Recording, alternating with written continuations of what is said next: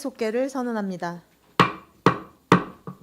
다음으로 의사일정 제5항 평택시 스마트 농업 육성 및 지원에 관한 조례안을 상정합니다. 유승영 의원님께서는 발의 의원을 대표하여 상정된 안건에 대하여 제안 설명을 해주시기 바랍니다. 네, 안녕하십니까. 유승영 의원입니다. 평택시 스마트 농업 육성 및 지원에 관한 조례안에 대하여 제안 설명드리겠습니다. 본 조례의 제정 이유는 스마트 농업 육성 사업 지원에 관한 사항을 규정함으로써 농업의 생산성을 높이고 농업인의 소득을 증대하며 농업 농촌의 지속 가능한 성장과 발전에 기여하고자 함입니다. 주요 내용을 말씀드리면 안 제1조부터 3조까지는 조례의 목적, 정의, 시장의 책무에 관한 사항을 규정하였으며 안 제4조에서는 스마트 농업 육성 계획 수립 및 시행에 관한 사항을 규정하였습니다. 안 제5조에서는 스마트 농업 육성 사업에 관한 사항을 규정하였으며 6조에서는 스마트 농업 정보센터에 관한 사항을 규정하였습니다. 7조에서는 스마트팜 지원에 관한 사항을 규정하였으며 8조는 보조금 지원 취소 및 자금 회수에 관한 사항을 규정하였습니다.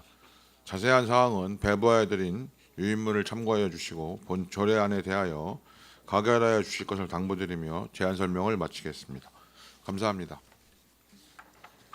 네, 유승영 의원님 수고하셨습니다.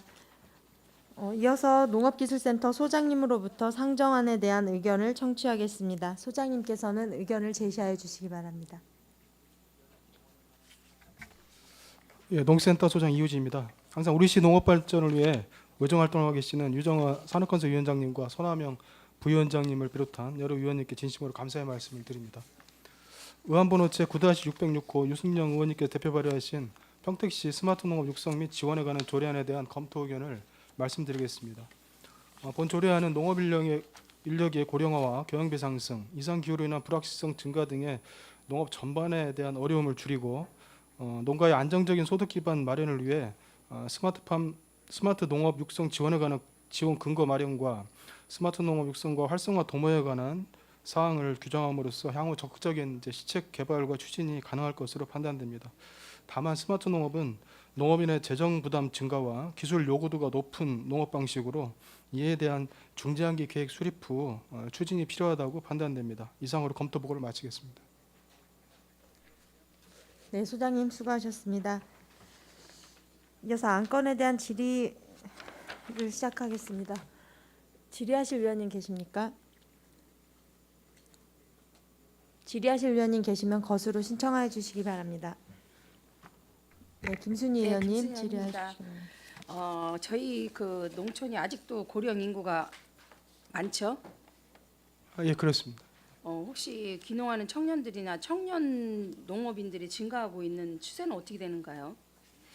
우리 시 같은 경우는 지속적으로 이제 청년 농업인들이 증가하고 있는데 그 주 요인은 대부분 기존의 농업인들의 자녀분들이 이제 외지에서 직장생활을 하다가 들어오는 경우하고, 그다음 처음부터 그 대규모 농업하시는 분들이 한국농수산대학교에 자녀를 입학시켜서 후계자까지 하는 그 두 가지로 주로 유입 형태가 그렇습니다. 타시군하고 약간 다른 형태가 지금 이제 아까 말씀드린 것처럼 기존 농가의 자녀분이 이제 귀농하는 경우가 좀 많습니다. 그러니까 외지에서 오는 사람보다 그래도 평택시에 거주하거나 평택시에 연관이 있는 분들이 하시니까 더 아무래도 좀 효율성이 더 높을 수도 있겠네요, 그렇죠? 아무래도 이제 지원 이제 농업이 처음에 시작할 때 비용이 많이 들어가는데 그런 부분에서 기존 농가 같은 경우는 이제 농업 기반을 공유할 수 있기 때문에 비용이 좀 줄어들다 보니까 타 지역보다는 또는 처음 창업하는 분보다는 그런 분들이 경쟁력이 높은 편입니다. 예, 저기 유승영 의원님께서 좋은 조례를 발의를 해주셨는데 스마트 농업이라고 해갖고 대부분 농업이라고 생각하면은 그 고연령 분들이 많이 하시기 때문에 이런 스마트 농업이나 뭐 스마트팜 같은 거 할 때는 뭐 기술 정보통신 기술도 필요하고 여러 가지 또 뭐 해야 할 뭐 문제도 많이 있기 때문에 힘들 거라고 생각하는데, 또 반면에 청년 농업인들이 자꾸 증가하는 추세이면은 거기에 맞춰서 또 고령 인구는 고령 연령에 맞는 교육과 또 젊은 층에 맞는 교육을 합산하여서 좋은 조례가 될 수 있도록 노력해 주셨으면 감사하겠습니다. 네, 알겠습니다. 그렇게 하도록 감사합니다. 하겠습니다. 예. 네, 김순희 의원님 수고하셨습니다. 더 질의하실 의원님 계십니까? 예, 이관우 의원님 질의해 주시기 네, 바랍니다. 수고하십니다. 아니 여기 8조에 보면 우리 그 보조금의 지원 취소와 자금 회수 사유라 그랬는데 그거에 대해서만 잠깐 설명 부탁드리겠습니다. 요 같은 경우는 주로 이제 뭐 물론 이제 국도비 매칭 사업도 있겠지만 이제 시비 같은 경우 들어가는 경우 대부분 지역적으로 지역에 거주하시거나 하는 분들이 있거든요. 그래서 또 1조 같은 경우 뭐 다른 지자체로 이주하는 경우는 이제 관내 농업 경쟁력 확보를 위해서 하기 때문에 이제 이런 조항이 좀 들어갔다고 보고요. 그다음 나머지 부분들은 뭐 지원 목적의 용도로 사용했을 경우에는 기존의 보조사업 같은 경우 다 회수 사유라서 저희가 일반적으로 농업 보조금이 타 용도로 사용되거나 또는 이제 사후 관리 기간 내에 이제 영농을 포기하거나 이제 그런 경우에는 다 취소하거나 보조금 회수 사유가 됩니다. 그래서 그런 부분들에 대한 일반적인 내용이 되겠습니다. 이런 사항들이 많이 발생이 되고 있나요? 저희가 일반적으로는 그렇게 비율이 높지는 않습니다. 이제 통상적으로 농업이 기반을 쉽게 옮길 수 있는 상황이 아니다 보니까 대부분 그 지역에서 하기 때문에 일반적인 상황에서는 안 되는데 왕왕 다른 지역에서는 보조금 유용이라든지 또는 그런 부분들이 발생을 해서 이제 회수당하거나 그런 사례가 좀 있습니다. 네, 수고하셨습니다. 예, 위원장님 수고하셨습니다. 네, 이관우 의원님 수고하셨습니다. 더 질의하실 의원님 김승겸 의원님 질의해 주시기 바랍니다. 네, 유승영 의원님께서 상당히 좋은 조례안인데요. 지금 스마트팜 농업이 지금 시작 단계입니까? 스마트팜이라는 농업이라는 용어가 몇 년 정도 됐습니까? 나온 지가 적용되기 시작한 데가. 예, 스마트팜이라는 거는 이제 사실은 스마트폰 이후에 예. 나온 용어고요. 예. 그 전까지는 정밀농업이라고 하는 형태로 시작이 됐습니다. 그게 한 2000년대 초반 정도부터 정밀농업이라고 해서 일반 시설하우스에서 환경 관리를 정밀하게 이제 하고 시비량이라든지 노동력 그 부분들을 그 필요한 곳에 필요한 만큼만 하는 쪽으로 해서 정밀농업으로 쭉 되고 있고 그 뒤에 좀 스마트팜 이후에는 이제 총칭해서 이제 저희 농촌진흥청에서는 디지털 농업이라고 해서 요새는 스마트 뭐 팜보다는 디지털 농업으로 해서 그 안에다 포함시켜서 같이 이렇게 부르고 있습니다. 근데 국토비 매칭 비율을 보면 굉장히 자부담이 40%가 넘어요. 지금 현재 보통, 예. 청년층이 유입이 돼서 스마트팜 농업을 한다 하더라도 지원을 해주더라도 상당히 어렵지 않은 시기인가. 그리고 정리된 거 보면 1세대, 2세대, 3세대로 나눠지잖아요. 네네. 보통 우리가 이제 1세대 내지 2세대에 머물고 있는데도 불구하고 스마트 농업을 경영하는 비율은 극히 낮다라고 볼 수 있죠. 네 그렇습니다. 8% 정도 수준. 그러니까 8% 정도면은 이제 시작 단계인데 이제 시작의 의미를 두고자 하는 것 같아요. 좀 확장성 있게 조례를 만들고 거기에 이제 지원안을 만들고 여러 가지 뭐 노동력이나 인력 그 노동비나 기후 위기에 있어서 분명히 필요하지 않습니까?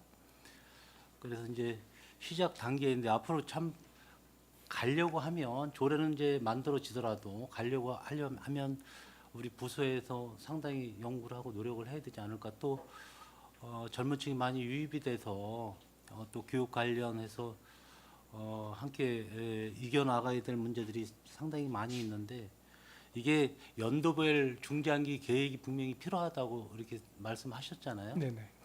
뭐 당장 되는 사업들은 아니지만 거기에 대한 따른 예산도 상당히 많이 들어갈 거고 이런 계획안들이 어떤 하는 목적을 두고서 용역을 이렇게 받아볼 수 있을 수 있나요? 이런 농업에 대해서?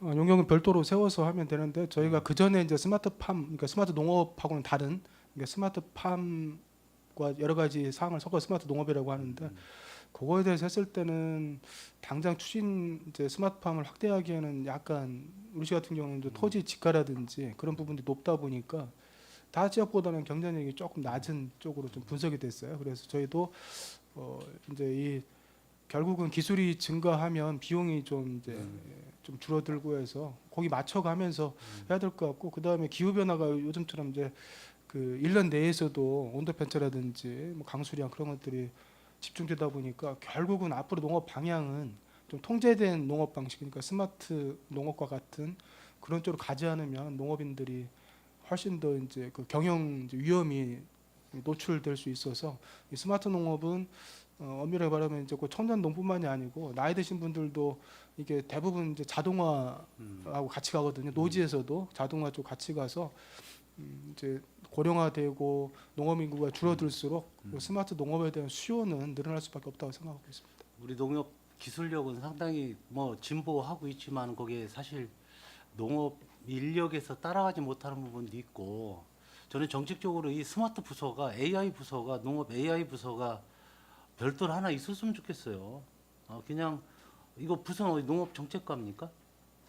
예. 근데 거기에 따른 어떤 팀이라도 하나 조직이 돼서 직접적으로 관련성 있게 연구를 좀 해 나가야 되지 않을까. 지금 이렇게 해서는 조례는 상당히 조례 아닌데 거기에 비해서 우리 정책적으로 좀 지원이라든가 여기에 해결할 수 있는 방법들이 좀 늦어질 수가 있거든요. 그래서 여기에 관련된 팀이 하나 구성이 됐으면 좋겠다는 생각을 좀 해봤습니다. 예. 좋은 조례안에 감사를 드립니다. 네, 이상입니다. 예, 알겠습니다. 네, 김승겸 의원님 수고하셨습니다. 계속해서 질의하실 위원님 계십니까? 더 이상 질의하실 위원님이 안 계시므로 의사일정 제5항 평택시 스마트 농업 육성 및 지원에 관한 조례안에 대한 질의 종결을 선언합니다. 다음으로 의사일정 제6항 공유재산 부지 사용 동의안을 상정합니다. 네, 소장님께서는 상정된 안건에 대하여 제안 설명해 주시기 바랍니다. 네, 의안번호 9-593호 태양광 발전설비 설치를 위한 시설물 축조 공유재산 사용 동의안에 대해 제안 설명을 드리겠습니다. 본 동의안은 지난 2024년 12월 2일 의회 정례회 시 업무 협약 보고 후 후속 조치로서 아리백 정원문화 박람회를 위한 태양광 발전설비 구축 계획안을 신재생 에너지 및 재생에너지 개발 이용 보급 촉진법 제26조에 따라 시의회의 동의를 받아 추진하고자 하는 사항이 되겠습니다. 태양광 발전 설비 구축 개요입니다. 사업 기간은 최초 10년 설치 후에 1회 연장 조건으로 총 사업 기간은 20년이 되겠습니다. 사업비는 16억이지만 우리시 재원 투입은 없습니다. 사업 규모는 5개 구역 발전 용량 합계 약 666.68kW가 되겠습니다. 사용 허가 대상은 농기계 임대사업소, 농기계 창고, 농촌문화체험관, 로컬푸드 종합센터 지붕과 농업 생태원 주차장 등 총 4,233평방미터입니다. 이상으로 제안 설명을 마치고 잠시 준비된 영상 자료를 참고 부탁드리겠습니다.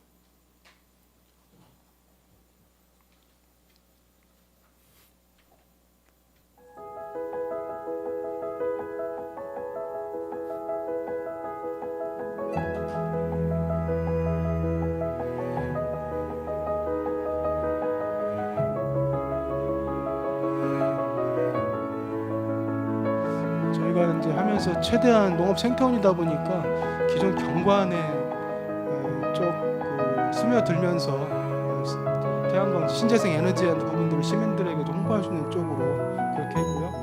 주차장 같은 경우는 아직 그늘막이라든지 그런 부분이 있어서 이제 기존에 다른 지역도 주차장 쪽에다 많이 했거든요. 그래서 그런 쪽으로 했고 건물은 저희가 기존에 이거 하기 전에 시설에 대한 안전성 체크라든 그런 부분들을 의뢰해가지고 다 마친 다음에 그나마 이제 최종적으로 설치 가능하다고 하는 부분들 5개소를 최종적으로 확정을 해서 지금 설명드린다는 거였습니다.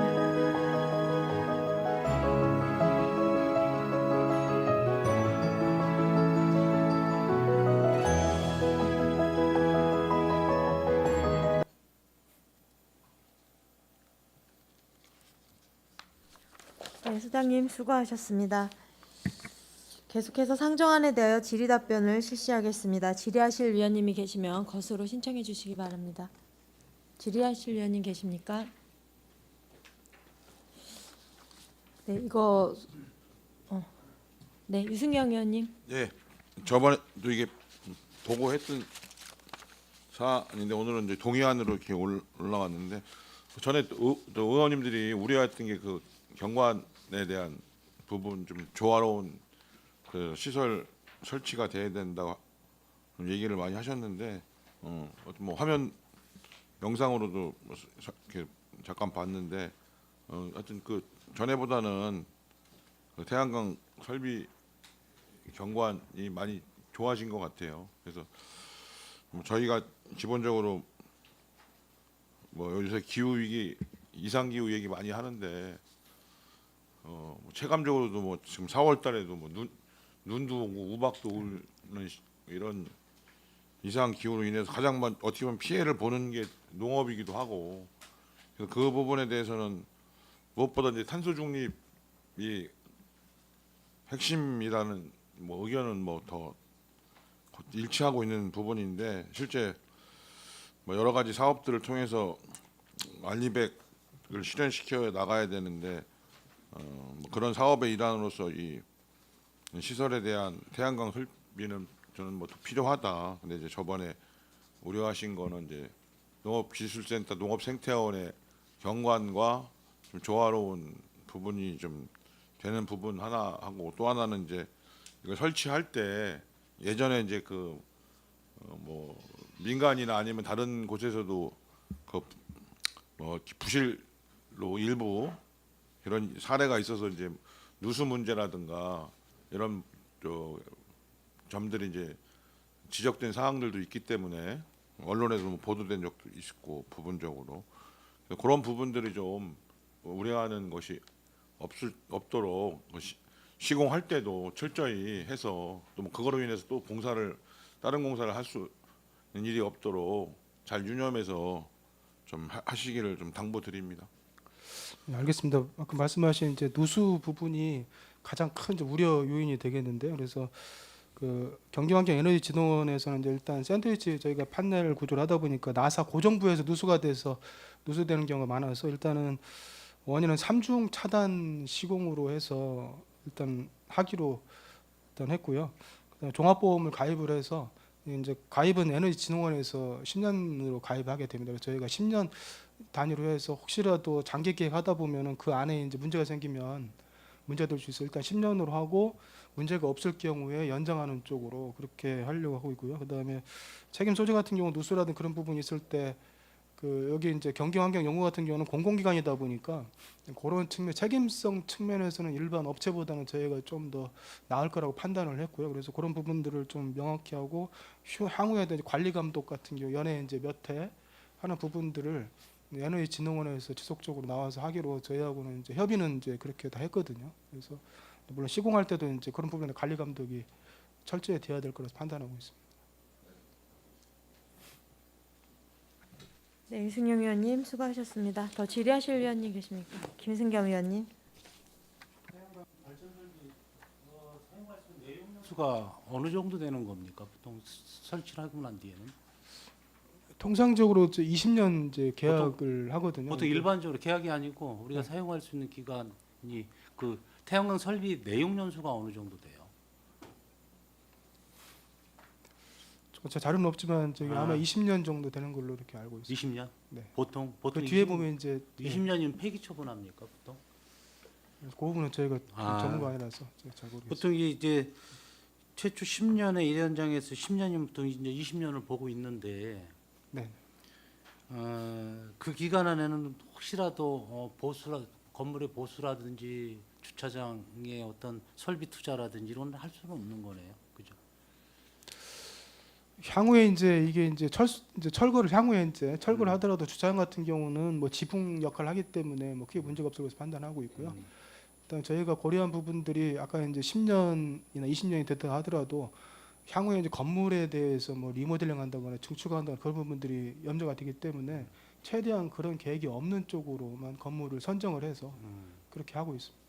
그리고 만약에 이제 요 계약서에는 그 예를 들어 록합도 종합센터 같은 증축을 한다 그러면 그 기간 동안 이제 패널을 제거했다가 증축하고 다시 하는 것까지도 그렇게 이제 명시하는 걸로 이렇게 해놨습니다. 그래서 뭐 건물을 뭐 운용하고 하는 부분들에 대해서는 최대한 시의 의견들을 저희가 반영할 수 있도록 요청을 해놓은 상태입니다. 그 업체에서도 다 동의한 상태고요. 이걸 정리를 해보면은 우리 평택시 재원 투입은 전혀 없는 거고 공사비 이제 16억 원이 들어가지만은 그리고 임대료는 우리가 360만 원 월 예, 326만 원. 예, 그 정도. 받을 수 있는 거고 전기는 삼성으로 가는데 이 용량으로 따지면 666kW면은 아까 1,600가구가 쓸 수 있는 용량이라고 그랬죠. 가구 정도. 예. 예, 일단은 우리가 친환경 재생 에너지를 쓰고 있는 거를 또 홍보할 수 있는 좋은 기회이고 해서 이제 유지 보수라든지 이런 거에 대해서 우리가 이제 시에서 하지 않고 업체에서 하고 하는 거니까 잘 유지돼서 좋은 홍보 또 역할도 했으면 좋겠다는 생각이 듭니다. 네, 네, 감사합니다. 네 이상. 네, 김승겸 의원님 수고하셨습니다. 이 건 사전에도 계속해서 이제 보고가 들어왔던 내용이고 설명을 잘 들었는데 위원님들 말씀하셨던 부분들 거의 공통적인 내용인 것 같아요. 누수 부분에 관한 우려되는 사항들 그런 것들 그 소장님 설명하셨던 내용들이 지금 구두상으로 이야기만 된 것이 아니고 건의만 된 게 아니라 협약서에도 내용이 다 되어 있는 내용인 거죠. 그런 부분들은 작년 협약할 때 이제 그런 예. 부분들이 들어 있고요. 이번에 이제 요게 계약을 하기 이제 실제적으로 지금 계약을 하기 위해서 이제 보고 드리고 이제 동의안을 요구하는 거거든요. 하게 되면 위에서 나왔던 내용들로 전부 다 저희가 해가지고 계약서 작성할 때 세부적으로 예. 안에 포함될 수 있도록 하겠습니다. 놓치는 부분 없이 좀 장기적으로 활용할 수 있도록 잘 활용할 수 있도록 해주시고 잠시만. 그리고 지금 우리 666kW 정도 발생이 지금 용량이 나온다라고 했는데 이 전기의 사용은 어떻게 됩니까? 그 말씀드린 것처럼 삼성에서 이제 사용하게 되고요. 저희 시는 사실은 부지만 제공하는 역할을 하게 됩니다. 그래서, 예. 알겠습니다. 탄소 중립에 있어서 좀 필요한 내용이고 어쨌든 잘 진행하셔서 진행 상황들 상임위에 잘 보고해 주셨으면 좋겠습니다. 네, 알겠습니다. 계속해서 질의하실 위원님 손남영 의원님 질의해 주시기 바랍니다. 네, 손한영 의원입니다.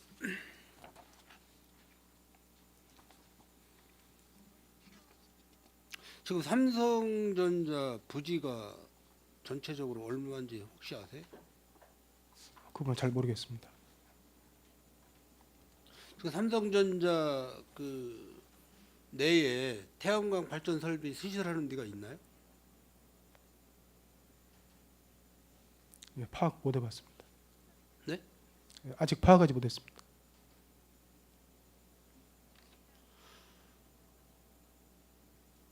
내가 볼 때는 없는 걸로 알고 있어요. 근데 왜 구태여 농업기술센터 생태원에다가 이 태양광 발전 시설을 해가지고 삼성에다 전기 공급을 해주게끔 하는 이유가 뭔지 모르겠네. 일단 우리 시에서는 최대한 이제 아리백 정책에 따라서 신재생 에너지를 이제 물론 태양광뿐만이 아니고 뭐 지혜라든지 여러 가지 형태로 건물 신축하거나 할 때 그렇게 하도록 반영하도록 지금 뭐 법도 그렇게 돼 있지만 하고 있고요.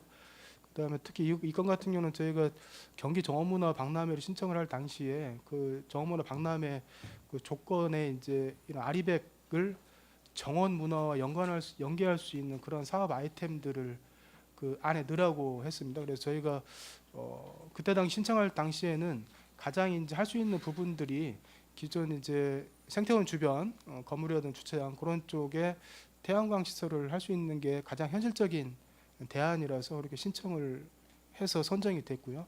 그래서 이제 그런 부분들은 물론 우리 이 전기를 자체적으로 쓸 수도 있고 아니면 이제 어차피 뭐 중부 발전해서 해서 그쪽에서 어디에 뭐 보낼지는 사실 저희는 그것까지 고민하지는 않았고요. 저희가 고민한 부분들은 이러한 신재생 에너지 관련 정책들을 어떻게 정원 문화하고 생태원에 반영할 건가 그런 부분들에 중점을 뒀다고 제가 말씀드리겠습니다. 농업기술센터 소장이라면 저는 무조건 반대예요. 찬성 안 해요.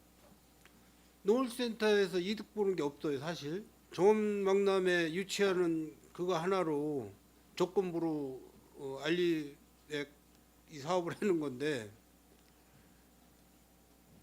아까 이승용 의원 말씀하셨지만 뭐 경관이 좋은 편은 아니에요. 단 한 가지 제가 먼저도 말씀드렸지만은 주차장에 시설하는 거는 여름에 차광막 그 역할을 하고 또 겨울철이나 여름철에 비가림막, 눈 가림막 이 시설이 가능하기 때문에 뭐 주차장 쪽은 상관없다라고 이제 제가 말씀을 드린 거로 알고 있는데 이 판넬 지붕에다 해놓은 거는 사실 아까 우리 김성교 의원도 말씀하셨죠. 20년 내고 연한 20년 이거 쉽지 않습니다. 사실 버틴다는 게. 그리고 이 강판이라는 거는 제작할 때 내연성 이제 뭐 열 처리해서 코팅돼서 도색해서 나오지만은 어떤 부분에 기스가 나고 그러면 쉽게 그 강판이 녹이 나요. 쉽게 이제 마모가 되는 거지. 그래서 그 꼭 하신다고 하면은 지금 샌드 판넬 위에는 좀 안 했으면 하는 그런 입장에서 또 제가 말씀을 드리는 거예요. 높아심에서.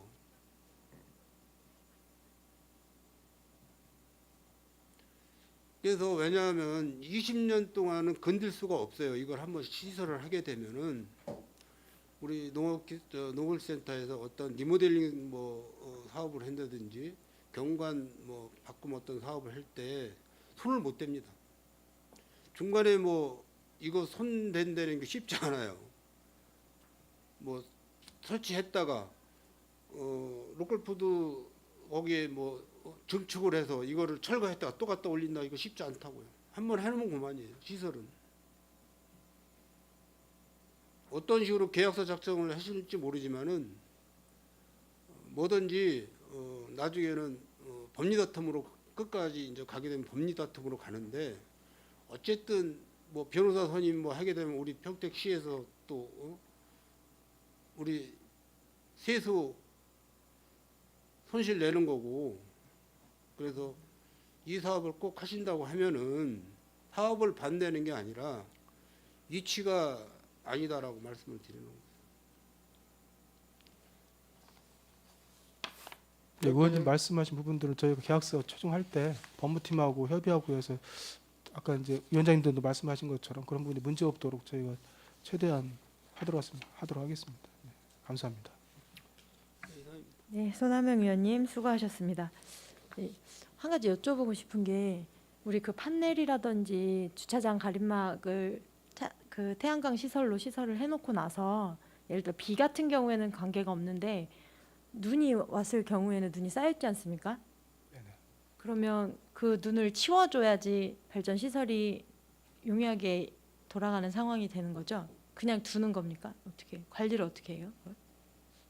그것까지는 제가 염두 안 되는데 일반적으로는 이제 눈이 쌓여 있으면 발전이 아예 안 되는 거죠. 그래서 네. 하게 되면 치워주거나 아니면 자연적으로 녹거나 이제 그런 부분인데 정기적으로 세척은 한다고 들었습니다. 왜냐하면 먼지가 쌓이거나 그렇게 되면 효율이 떨어지기 때문에 정기적으로 세척을 하거나 해서 효율을 높이는 쪽으로 유지 관리가 그런 측면이거든요. 그래서 그런 부분들은 이제 한다고 들었습니다.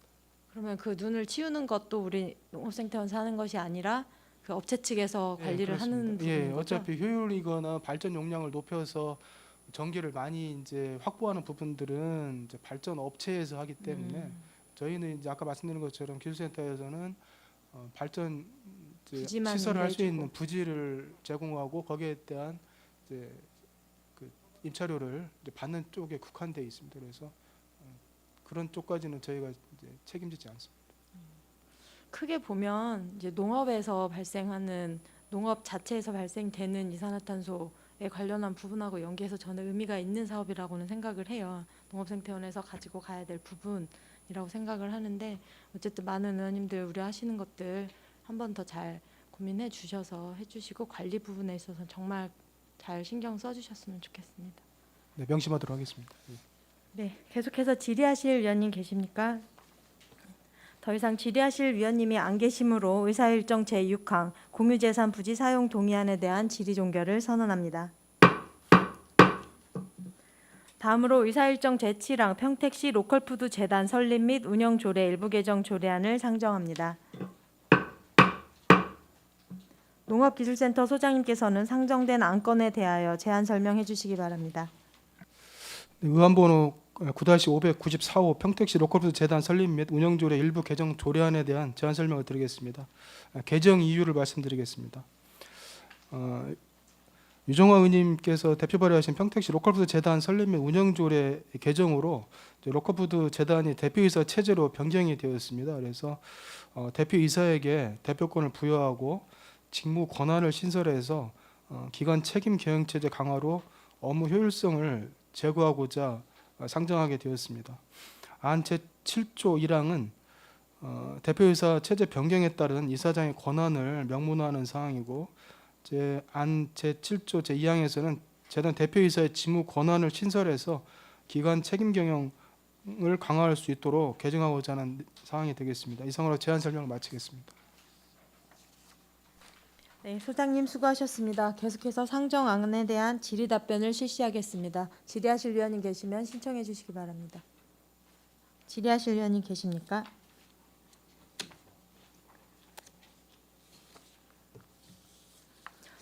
네, 소장님 간단하게 네네. 지금 이 체제 전환을 했을 때 예.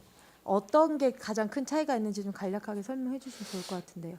작년에 이제 이사장을 부시장으로 당연직으로 하기 이전에는 재단의 이사장이 이제 민간의 이사장이었습니다. 이제 그러다 보니까 그 이사장의 권한을 이제 많이 주고 센터장이라고 하는 이제 중간 단계를 그때 운영을 하면서 센터장이 실질적으로 재단의 업무를 총괄하는 형태로 했었습니다. 근데 다른 이제 우리 시 재단 같은 경우도 이렇게 이제 이사장이 이제 부시장이나 시장이 됨으로써 실질적으로는 대표이사가 재단에 대한 전반적인 업무를 수행할 수 있도록 그렇게 하고 있거든요. 그래서 거기에 맞춰서 그러니까 그 기존의 상임이사였던 센터장이 대표이사가 되면서 기존 이사장이 가지고 있던 이제 권한들을 그 대표이사에게 위임하는 그러니까 그 부분이 신설이 되는 내용이 주 내용이 되겠습니다.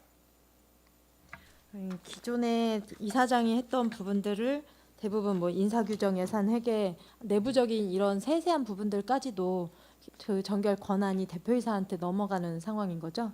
예, 그 전에도 세세한 부분들은 이제 센터장이 다 하고 있었었고요. 예. 그다음에 주요 이제 주 대표이사. 의사결정 과정에서 하고 있고 뭐 우려하시는 부분들이 혹시 이제 너무 대표이사로 권한이 가는 거 아닌가 싶은데 대부분 중요한 사항들은 이사회에 상정을 해서 거기에서 결정되기 때문에 크게 저희는 문제가 안 될 거라 생각하고 있습니다. 네, 알겠습니다. 질의하실 위원님 계십니까? 네, 유승영 의원님. 하여튼 뭐 설명은 들었고 했는데 일단 좀 이게 그 조례라는 게 이제 이렇게 한번 개정을 하면 이렇게 동일한 조례를 이렇게 자꾸 개정하는 건 별로 바람직하지는 않잖아요. 그러니까 그 어떤 좀 할 때 전체를 좀 담을 수 있는 물론 100% 다 할 수는 없는데 좀 담을 수 있는 거 담아서 이제 이렇게 조례를 개정했으면 좋겠다. 그러니까 뭐 하다 보면 뭐 발생할 수 있어. 저도 하지만 그래도 원칙적으로는 이게 이제 또 뭐 예를 들면 뭐 또 다음에 뭐 몇 달 있다가 또 재단 로컬푸드 이거 또 조례 바꾼다고 또 올라오고 이러면 별로 바람직하지는 않단 말이죠. 그래서 그런 부분은 좀 잘 우리 뭐 소장님도 그렇고 여기 과장님들 계시니까 우리 직원분들한테도 좀 잘 주지를 해서 좀 조례가 개정될 때는 좀 담아서 한꺼번에 좀 개정될 수 있도록 당부의 말씀을 좀 드립니다. 그 부분은 저희가 작년도에 이제 검토하면서 드렸어야 되는 부분인데 저희가 미처 거기까지 하지 못한 부분에 대해서는 책임을 느끼고요. 앞으로 이제 유사한 사항이 발생할 경우에는 좀 더 세밀하게 검토해서 이런 일 발생하지 않도록 하겠습니다. 네, 알겠습니다. 네, 유승영 의원님 수고하셨습니다. 계속해서 질의하실 위원님 계십니까? 네, 더 이상 질의하실 위원님이 안 계시므로 의사일정 제7항 평택시 로컬푸드 재단 설립 및 운영조례 일부 개정 조례안에 대한 질의 종결을 선언합니다. 농업기술센터 소장님을 비롯한 관계 공무원 여러분 수고하셨습니다. 상정안에 대한 의견 조정을 위해 정의하고자 하는데 위원 여러분 이의 있습니까? 이의가 없으므로 의견 조정 완료 시까지 정회를 선언합니다.